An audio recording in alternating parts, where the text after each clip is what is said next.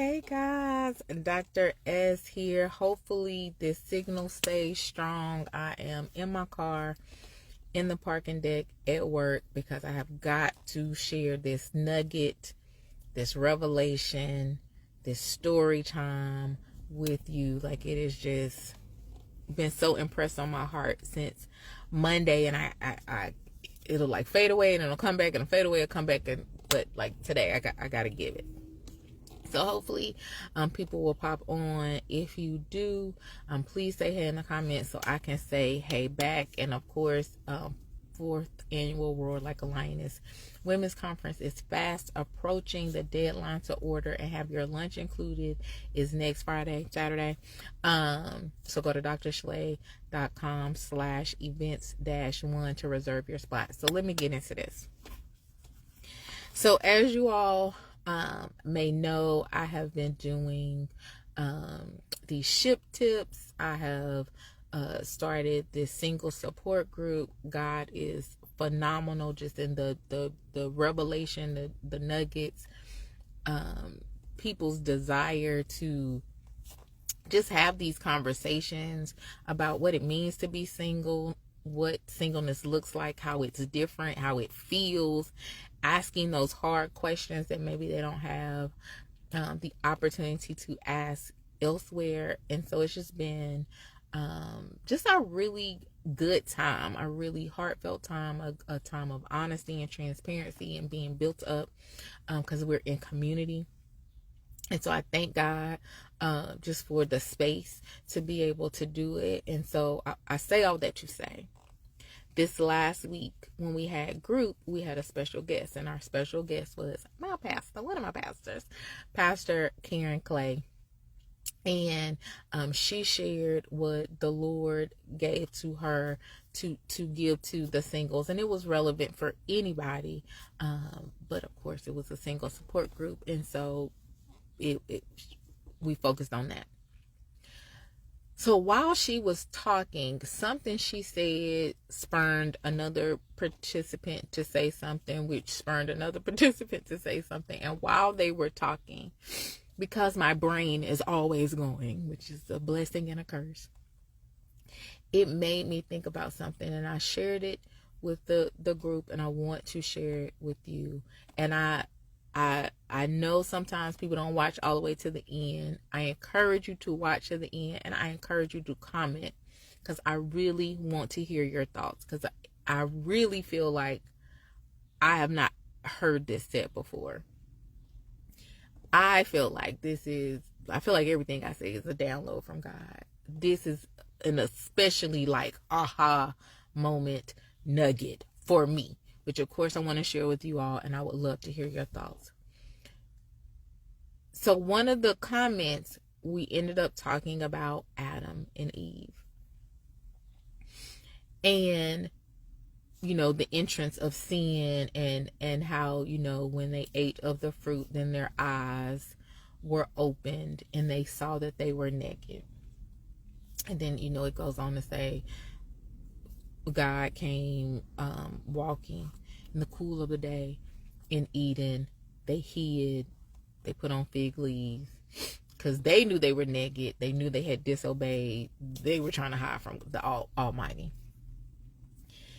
In this conversation about this, and thinking about Adam and Eve, and thinking about them being the first couple, we talk a lot about them being them as the example of the covenant of marriage. It dawned on me, though people make pictures, though people paint these things and try to illustrate what they think Adam and Eve look like, no one knows. None of us have a clue what Adam and Eve look like. There is no person on this earth, save people who died thousands of years ago, who know what Adam and Eve look like. All we see are people's imaginations and renderings and versions, but none of us know. So why is this related to being single? Why is this related to seeing through spiritual eyes? Because for a lot of us who are single, and maybe just me, we focus on the outside, and I'm trying not to get ahead of myself. So we don't know what Adam and Eve looked like. It is very possible that Adam looked like a Oompa Loompa. It is very possible that he was short and round and fat, bald. It is very possible that Eve looked like an Amazon, a giant. We literally have no clue of how their physical appearance looked. All we know is that God formed Adam out of the dust, that he blew breath, the spirit of life, into him, and he was a living soul, right? We don't know what that looked like. We don't know if he had big feet, a hairy back. We have no clue. We don't know what color, complexion. We don't know if he had buck teeth. We don't know none of that. We just know that he was formed. God blew breath into his body, and he was a living soul. We also know from the Bible that God recognized that Adam was alone, that was not good, that I will make a helper for him, a helpmeet for him, a suitable or comparable partner for him. We know from the Bible that he put Adam to sleep, that he cut him open, he took part of his rib, he crafted a partner for him. Adam woke up, saw this woman, as he said, saw this Eve, because she's the mother of civilization, and was like, bet. But we don't know what Eve looked like. We have no clue. We don't know if she had long hair, short hair, she was bald headed. We have no idea. What we know is Adam was created, was formed. Eve was created from Adam's rib, and that they were together. Now, in 2020, so they were together. I'm assuming, loved each other. They were together. All of that. Then they ate of the fruit. Then they saw with their natural eyes that they were naked. Now, while they were with their spiritual eyes, all was well with the world. With his spiritual eyes, regardless of what she looked like, Adam accepted Eve and chose her. It was like, bet, cool. Now, this is the revelation that I got. It may be abstract. It may be like, I feel like because sin entered the world and we now see through our natural physical eyes, that is potentially part of the reason why we get caught up on the physicality, the outward appearance. Now, sin also, has led to other things, right? Just the world and how we do things.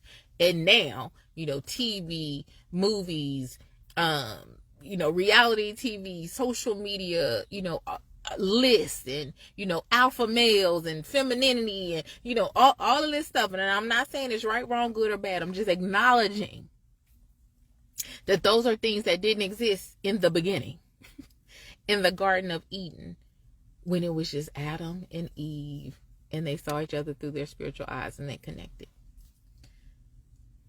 For me, as a single person, I have been a proponent of a list, and that what that list looks like has changed over the years. It used to be like he needed to be 6'2", he needs to make as much money as I make, he need to have good credit. It was a lot of things that some people may consider superficial. Over the years, because my desire for why I'm getting married has changed, my list has shifted, right? Number one now is he must be sold out to the Father. Like that's an absolute. That is a non-negotiable. That is, do not pass go if that is not the reality. Some of the other things on the list may have shifted. I still desire for him to be attractive to me because, as people say, like, you got to look at them. You want to wake up to them every morning. You want to kiss them or, whatever. But it just dawned on me that if I can't speak for y'all, if I start to look at the world around me and potential mates, because I'm talking about singleness and being single and ship tips, if I start to view people in the world around me through spiritual eyes, then maybe I will see someone who could potentially be my partner that I would have missed because I'm only looking through the sin-filled eyes and the physicality. Does that make sense? I feel like it's abstract and I don't know if I'm making sense. I feel like, for me, it has been such a revelation because there are people who do approach me, who do say things, or who, and I'm like, I don't know if I like this part. But do they love God? Are they a kind person? Do they, I don't know, have a good relationship with their family, their parents, if they have children, or are they a good parent? Do they pray? Do they have a servant heart? What is their heart like? Yes, that's what it is. What is their heart like? The other things are potentially fixable, right? Credit is fixable. Education is fixable. Changeable. I won't even say fixed because it sounds like something's wrong. Teeth, that's changeable. Those things that for me were so prevalent and at the race, locate, like all of these things that were at the forefront of my list. God was like, Adam and Eve weren't thinking about that because they were looking through their spiritual eyes. They saw through their spiritual eyes, and God is challenging me to see through my spiritual eyes and not be so focused on the physical. God told Samuel when they were trying to pick a king, the children of Israel, and God was like, y'all look at the wrong stuff. This is paraphrasing. He says, you all look at the outward appearance, but I look at the heart of man. You all are looking at the physicality, the credit score, the educational attainment, all these things that will fade away. And again, I'm not saying it's good, bad, right, or wrong. There's no judgment happening in this statement. Because if that's important to you, it's important to you. I know he just spoke to me. He has been dealing with me about you looking at the wrong stuff. You are looking through the wrong eyes. I am encouraging you, Sha-Lai, to look through your spiritual eyes. Look at their heart. The other stuff will come into focus. Look at their heart and the other stuff will come into focus. So I just wanted to share that before I went into this office because it has just, like I said, been so pressed upon my heart. And maybe it'll help you too. Maybe that's something that will challenge you as well in your single state. Perhaps you had a list. Perhaps it was very detailed and intricate, and perhaps it includes things that now as you think about it and reflect, maybe they aren't as non-negotiable as you thought. Maybe there's some wiggle room. Maybe there's some flexibility in that. Maybe having those spiritual things at the forefront, at the top of the list, will help you better see the person who is actually the person for you, your partner, your companion, the two of you that are going to really be able to come together and be one, who are going to help one another and be suitable for one another. And maybe this video is just for me. Maybe it's just for me to put out for posterity's sake and accountability's sake. And y'all know me, when I feel like when we say things out loud, it's like written in the heavens. So if you've made it to the end, thank you. If you have thoughts, please comment. If you know some single folks who would benefit from this, please tag them, share this video. I feel like it is revelatory. Again, I feel like every nugget that is dropped, and I don't think I said that at the beginning, Dr. S here dropping nuggets you didn't know you needed. And as always, it's my hope and prayer that they will help you be your best you. This is a nugget that I needed. Maybe it is a nugget that you need. Maybe it is a nugget that you know someone else needs. So again, share, tag, all of that stuff. Because it has been a week of this just in my head, just God talking, ministering, reminding, challenging, encouraging, motivating me to look through my spiritual eyes and not so much on what I see in the flesh, or what I see physically, or what I see outwardly, or what is external and will fade. But their heart, their character, oof, Father, is what I need to really see, what I really need to be focused on. It just real quick, because this is, I don't even know how long this been. Facebook need a little timer. Their character, their heart shows up quickly to my single folks. I ain't got to talk to you for weeks, months, years to know your character, to know your heart. That you are who you are. And that shows up immediately. If you're nice, that's going to show up immediately. If you're not nice, that's going to show up immediately.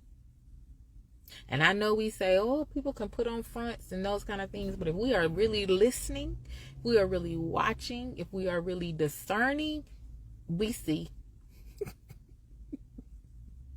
Because what's the saying? A cheetah, a leopard, or whatever can't hide their spots. They can't.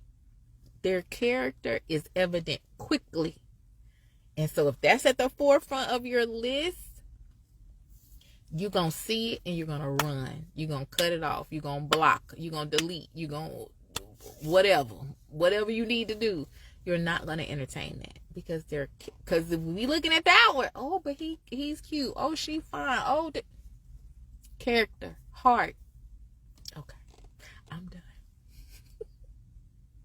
So again, if you made it all the way to the end, comment, tag, share, and then join us. We have at least one more single support group happening on April 15th. So it's the third Monday of the month. So April 15th. And it is open to everyone. You just need to register. So I'll have your email so I can send you the Zoom link. And it's open to women and men.